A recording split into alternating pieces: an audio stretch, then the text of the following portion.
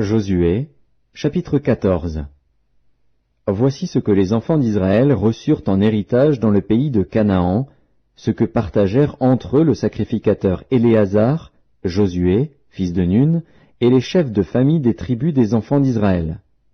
Le partage eut lieu d'après le sort, comme l'Éternel l'avait ordonné par Moïse, pour les 9 tribus et pour la demi-tribu. Car Moïse avait donné un héritage aux 2 tribus et à la demi-tribu de l'autre côté du Jourdain. Mais il n'avait point donné aux Lévites d'héritage parmi eux. Les fils de Joseph formaient 2 tribus, Manassé et Éphraïm. Et l'on ne donna point de part aux Lévites dans le pays, si ce n'est des villes pour habitation, et les banlieues pour leurs troupeaux et pour leurs biens. Les enfants d'Israël se conformèrent aux ordres que l'Éternel avait donnés à Moïse, et ils partagèrent le pays.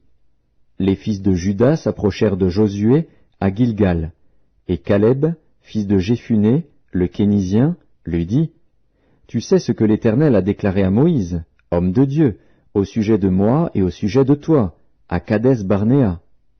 J'étais âgé de 40 ans lorsque Moïse, serviteur de l'Éternel, m'envoya de Kadès-Barnéa pour explorer le pays, et je lui fis un rapport avec droiture de cœur.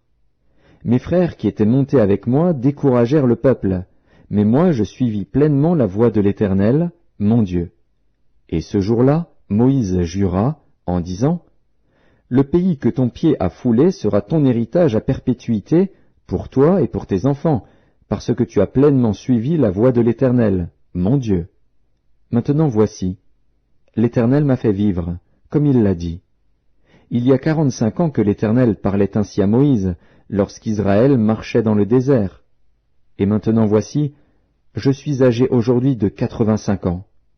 Je suis encore vigoureux comme au jour où Moïse m'envoya. J'ai autant de force que j'en avais alors, soit pour combattre, soit pour sortir et pour entrer.